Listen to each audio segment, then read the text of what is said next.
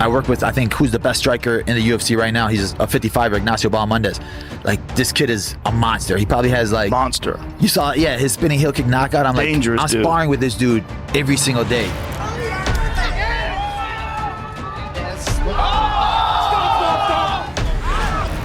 When it comes to merciless high kick KOs, rare submissions, and collecting performance of the night bonuses like apples, no one does it quite like Chilean star Ignacio Bahamondes. Got submissions, no doubt. Those walk, he's Ignacio Bahamondes. I was wondering why he went. Signing this undefeated 35-0 kickboxer to the UFC, whose style feels like a fusion of Crow Cop and Edson Barboza, was like throwing a hungry gray wolf into a park full of poodles. None of his last 3 opponents even made it out of the first round, and at just 28 years old, not even in his prime yet, he's only going to get better. As he gears up for the toughest challenge of his career, let's revisit every attempted homicide by La Hala in his MMA run.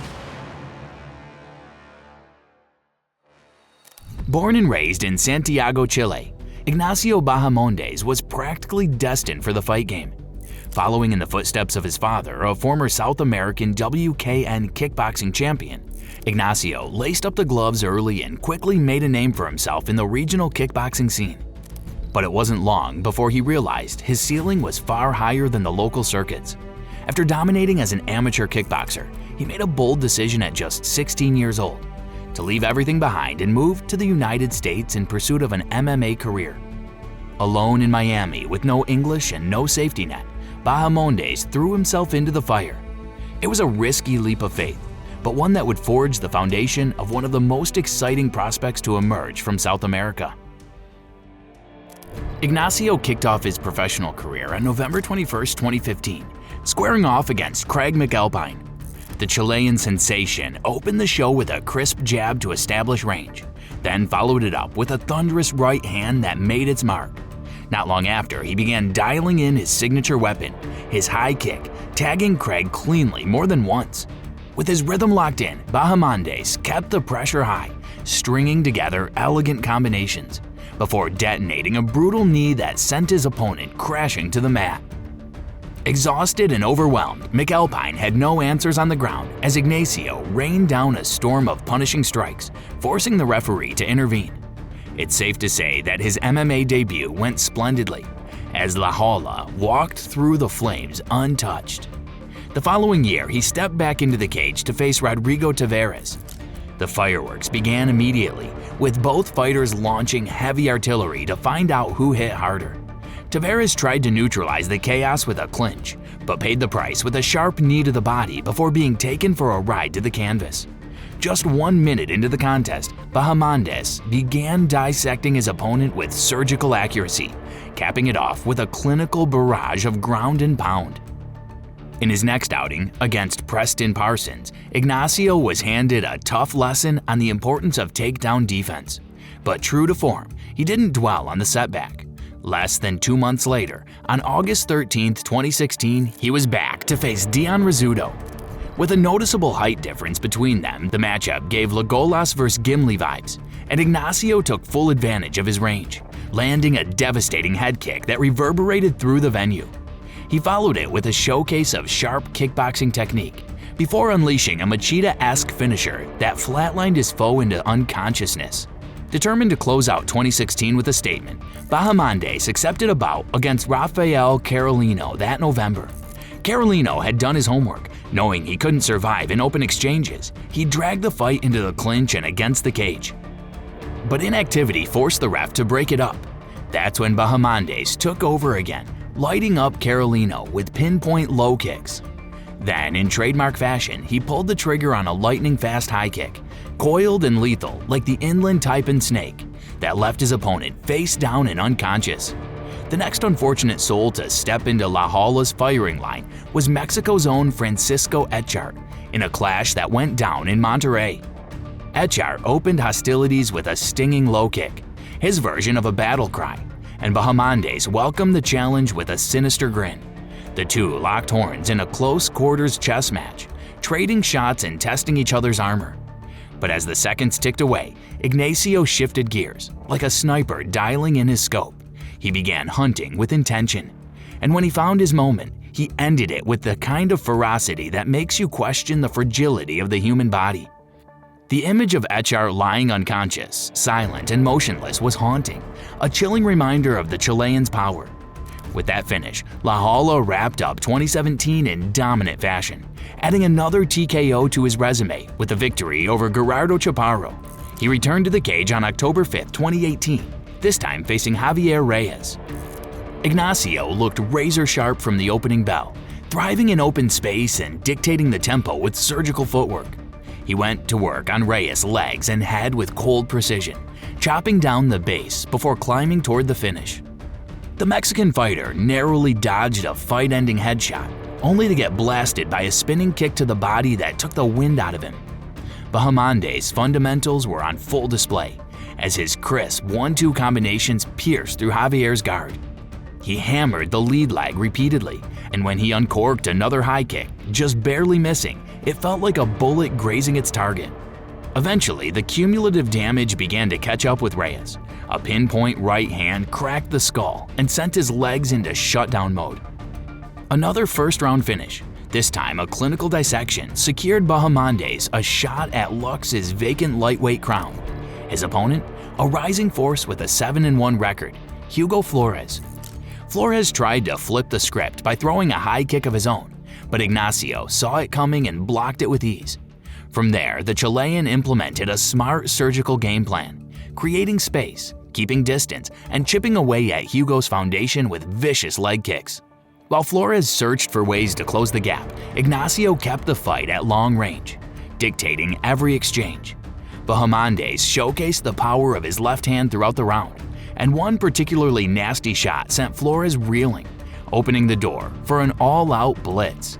He mixed in a high kick that nearly took off Hugo's head, convincing him that a takedown might be the safer option. But even grappling offered no refuge. For the remainder of the contest, it was all Ignacio, controlling the pace, the range, the damage. Flores, brave but battered, soaked up punishment like a sponge, but never found a way to shift momentum. As the final minutes ticked away, Hugo threw caution to the wind and emptied the tank in desperation. But the comeback wasn't coming. When the dust settled, there was no doubt Lux had a new lightweight king, and his name was Ignacio Bahamondes.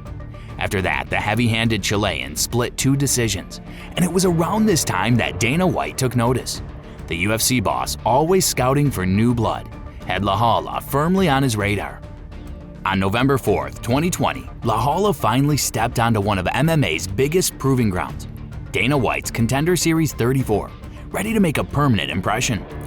Standing across the octagon was Edson Gomez, a heavy-handed warrior with a 6-1 record and a reputation for never letting the judges clock in.